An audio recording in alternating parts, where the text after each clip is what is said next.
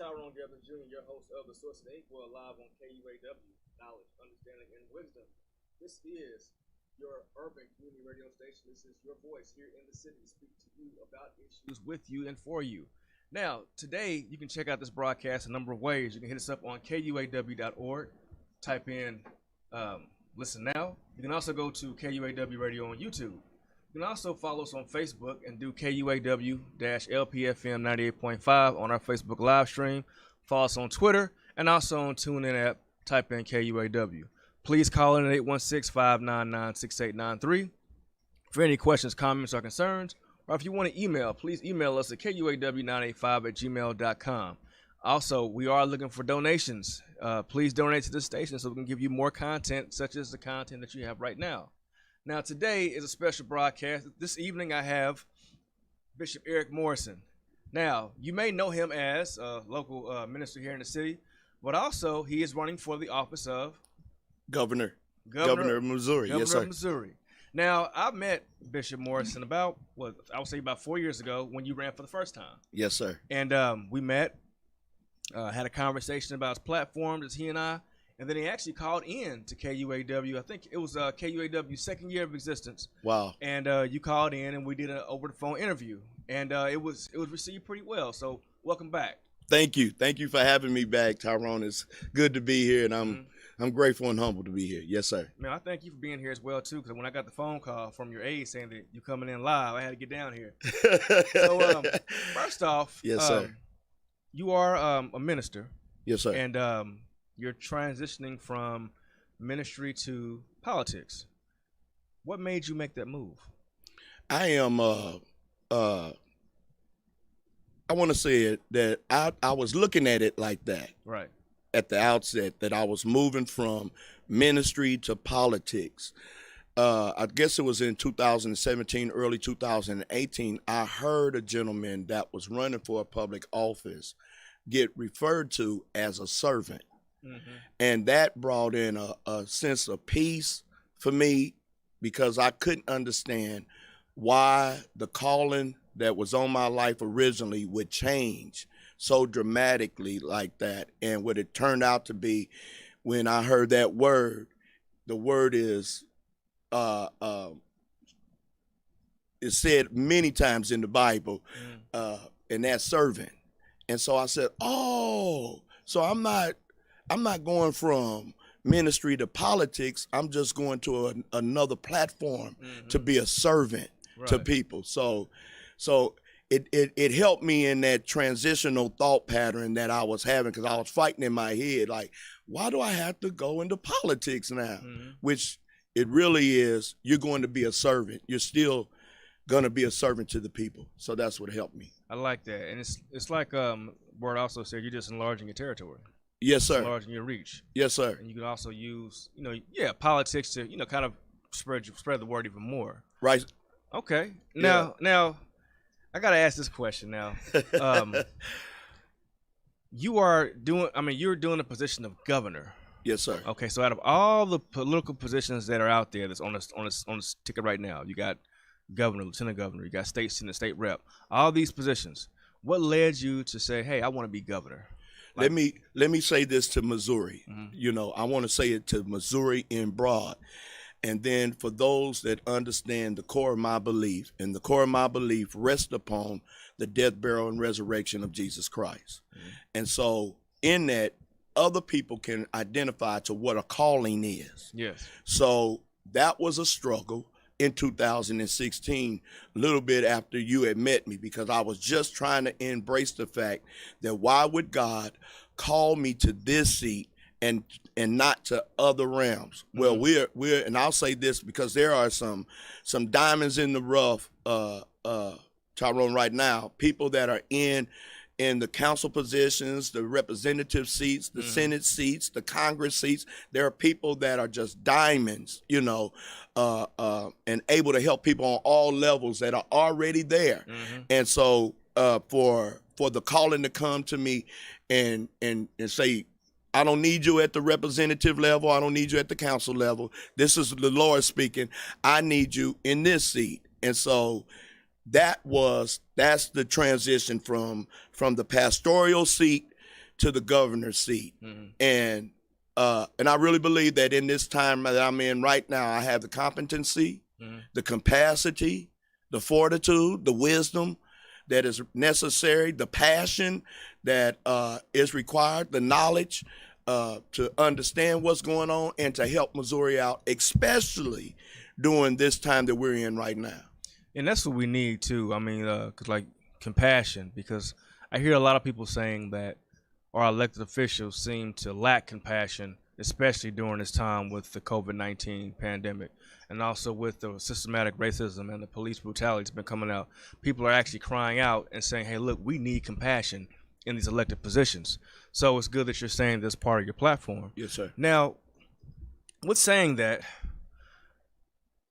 we have a couple questions to ask you in regards to how you handle certain situations. Now, if Yes, you sir. were governor right now, Yes, sir. and you were given the task of handling the COVID-19 pandemic in Missouri, Yes, sir. how would you handle it as governor?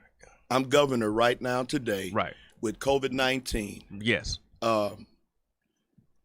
Even if I'd have been governor at the outset of the state of emergency, when the country became aware of it, we had at that time, Tyrone, we had medical experts leading the charge. Yes. We had medical experts.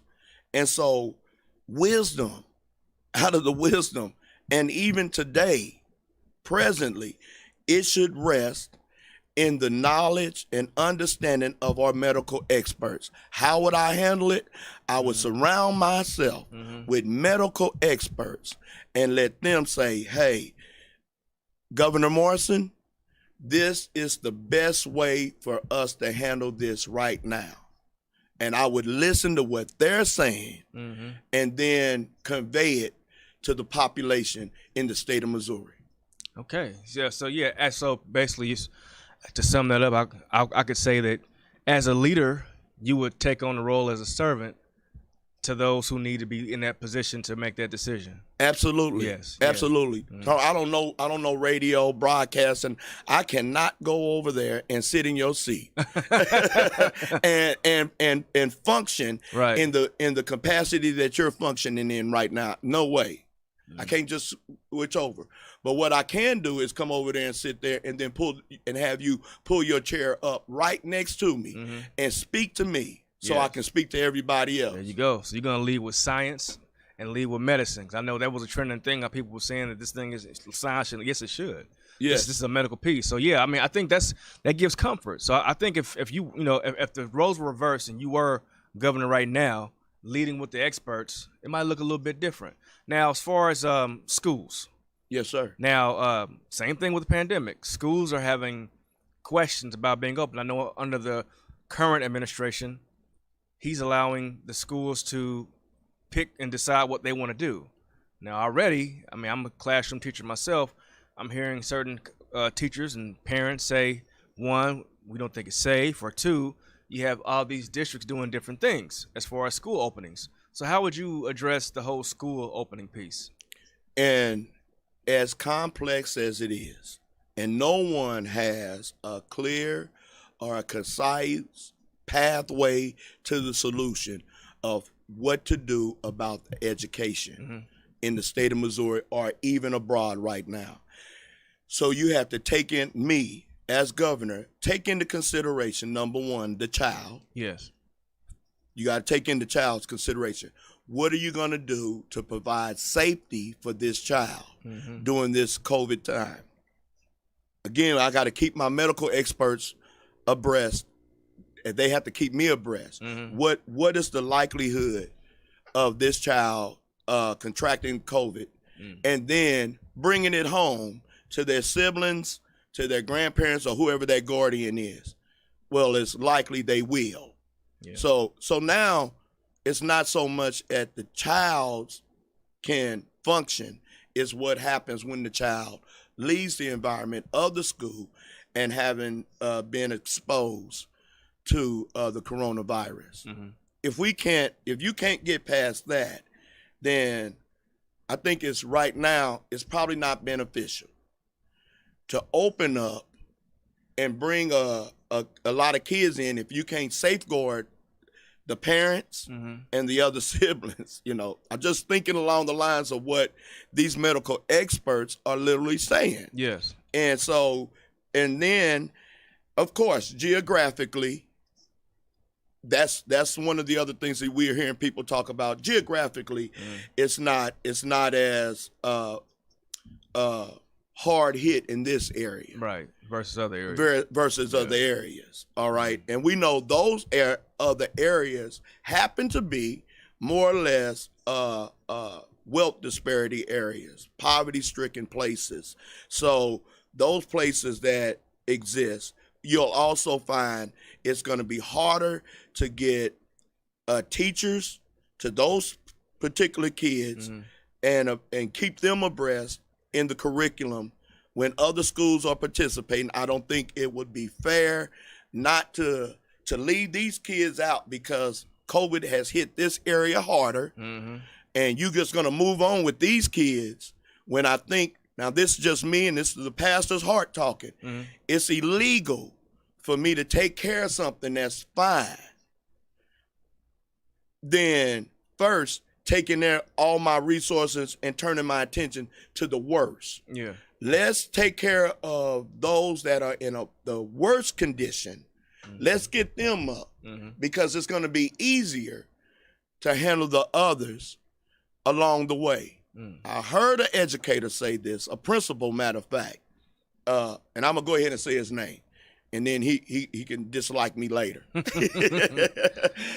But Principal Madry of Central High School says, my administrative team, Bishop Morrison, is trained to close the gap of education. So where it looks like, he said, because we get kids behind all the time in their education. Some come to us as freshmen reading on a 4th grade reading level, but they graduate in 4 years because we're trained to close the educational gap. He said, but none of us can breathe life into a child after they die and bring them back to life. And I said, you're absolutely right. What is he saying? That we can expose these kids to this, but who's going to be responsible if any of them should get sick and die? Right. I think right now, again, that the safety of people should become more important than education when you have trained individuals that know how to take a young mind and cause it to accelerate in the field of education. That means 7 days a week for the next 3 months, you know, whatever that, chemistry is, the methodology is, we're going to make sure that we catch them up, but let's make sure that they're alive. Yeah. So that they do. Let's make sure that their mother is still alive, their grandparent is still alive. Let's safeguard and make sure everybody's healthy. Yeah, because when it comes down to it, I mean, educational decisions are being made without the child in mind first, and I'm noticing that a lot. I mean, I'm all across the board. People who want school in, people who want school out, people who want online. Think about the kid. So I'm glad that you said that you think about the child's needs first. Yes. Now, in the wake of the George Floyd murder, that's what it was. Yes. There's been protests all over the United States, all over the world, in regards to a reaction to police brutality. When this took place, it also ripped the scab off of systematic racism in law enforcement, as well as in education, as well as in the media. Racism was exposed to the fullest. Yes. So, as governor, how would you deal with the police brutality situation that we're going through right now and the systematic racism? The situation that we're having with police brutality, and I like to just look at them both as intertwined. It's just the systematic racism that is transpiring and that has been transpiring. 1619, 1777, you know, we got landmarkers of defining times of when it was supposed to end. You know, if we took if we took 1970 as a marker of when African Americans were really supposed to be free to do whatever, we're in a 50-year time frame right now today. Still, if we go and get the book of Dr. King, when he wrote out of the Birmingham prison in 1967, it's still relevant right now today. And it all draws a direct line to some form of abuse. Injustice is an abuse by itself. The police brutality, when we go and put on a uniform and we're taxpayers are paying money for a police officer to serve, that servant, come and bring me something, you know, help me with something. That's servitude. And protect me from the ills. When that uniform is introvert now and it's doing just the opposite, then now it's time for us to hold people accountable. And I think that George Floyd incident creates now a better opportunity for police chiefs, captains, and everyone to be held accountable for the actions that they are committing. I'm gonna go on and say a little bit more on that, right? In light of the removal from a police officer being removed from one particular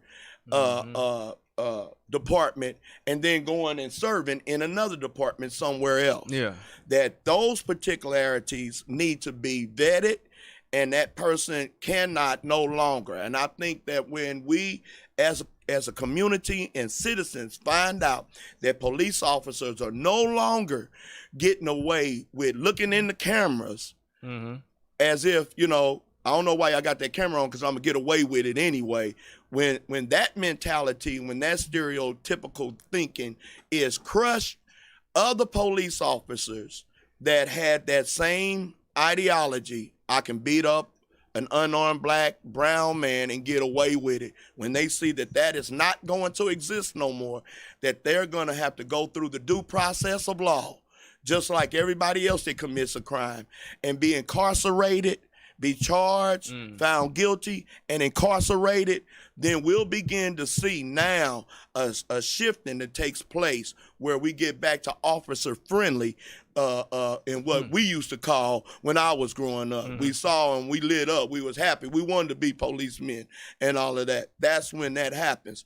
And I believe that nationwide now they're implementing a data system. They said it always was existed. Well, it probably was in existence, but now we're going to have people that make sure that this particular person cannot leave a department, go somewhere else, or commit a crime, and then be put on suspension with pay. You know, it's like, why would you even, you know, that's not a punishment. So let's now begin to identify to that police department in its racial and its way they have been brutally utilizing their authority to dismantle the mindset of young and black America, period. Right. All right? Yeah. Then the systemic racism that we have witnessed in places of employment, in the financial realm, educational realm. This form of systemic racism, now George Floyd has opened it up, and it's time to be educated. Now it's time for those of us that are educators, those that want to learn, it's time for them to learn of what 400 years of oppression was all about. How the fabrication since 1619 has been perpetuated up until today. That now that the story of history, the way it was told, was not told fully correctly. We have to go back, and you got to be willing now to take on the responsibility.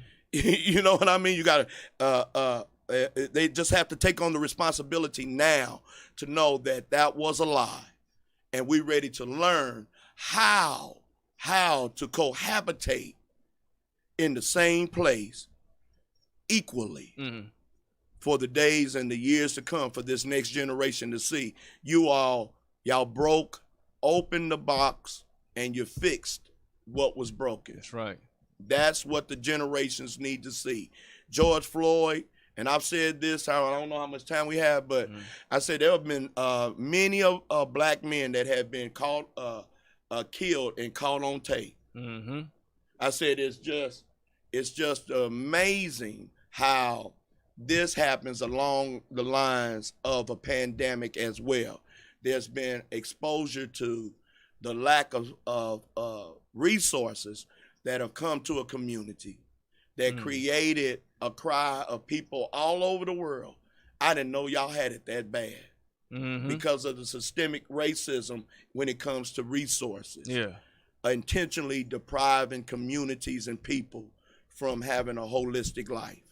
And then you have this police brutality that takes place because of George Floyd, and it's a pandemic. Two pandemics at one time exposing this place of racism. Yeah. Now it's time for us to fix it. That's right. Now, we are a nonpartisan station. We reach out to both sides. Yes, sir. We reached out to you, yes, sir, Bishop, and we also reached out to your opponent, Ms. Nicole Galloway, who is a Missouri State Auditor. Now, I do want to say thank you again for coming in. Thank you. However, Ms. Galloway no-showed KUAW in regards to coming in or calling in for an interview. The station also, no, we're not bashing or anything. We're just letting people know that we did reach out to both sides. Yes, sir. But you're here and they no-showed us. So hopefully they'll respond back and we can, hear your opponent's side as well too. Now, back to you though. I want to shift the focus back on you. Why should people vote for you over your opponent? I want to do it in a very little condensed way. Right. I'm saying it like this. We have watched over the years, when we get to this time of voting, we have voted for people that have the knowledge of our problems. Mm-hmm. They have the knowledge. They surround themselves with people that also have the knowledge and understanding. But we have failed to vote for the person that understands the problem. Why am I the best candidate?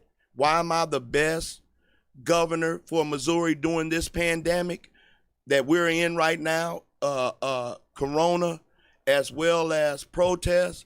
Is because I understand it when others only have the knowledge of it. Wow, that's deep. Yeah, you you summed that up. Yes, yeah, sir. You did. Now, when is it? Now, remind everybody when the election is. Listen, audience, those of you that are listening, thank you all for being attentive. We are voting for the primary election August the 4th. August the 4th. I want you to share with your colleagues, your constituents, your friends, your aunties, your uncles, to make sure that on August the 4th, pay attention to all of your news lines and things. Information is going to be coming out on how to get people to the polls, to and fro. We want to make sure that everyone is casting their vote on August the 4th for Eric Morrison as governor. Now, I do have one question to ask you also in addition. Sir. During that time on August 4th, is it possible for KUAW to check in with you, see how everything is going with the campaign, maybe kind of trail you a little bit to poll places to kind of, get a feel of what's going on? Because like you said, it's one thing to have the knowledge of, we want to have the understanding of you also. Yes, sir. Listen, if you want to stay on the air after August the 4th, then you need to be following me around. Or I'm going to personally come back and say, what happened to y'all? No, I would love to have it. I accept anyone and everyone to come along, and let's now utilize this climate right now, because of what we're in right now in this climate. It calls for change. It calls for the authentic people. It calls right now for those that need to see someone that has a deep-seated passion for people leading them right now. Okay, that'll work. Well, Bishop, I want to thank you for coming in. Yes, sir. I mean, like I said, I got the phone call, said you was coming in, so I had to get down. Yes, sir. And we pray that everything works out for your campaign. Yes, sir. And thank you for coming in, man, for real. Well, bless you all for having me, and it's been an honor. Thank you, sir. Yes, sir. We appreciate you. Bless you. All right.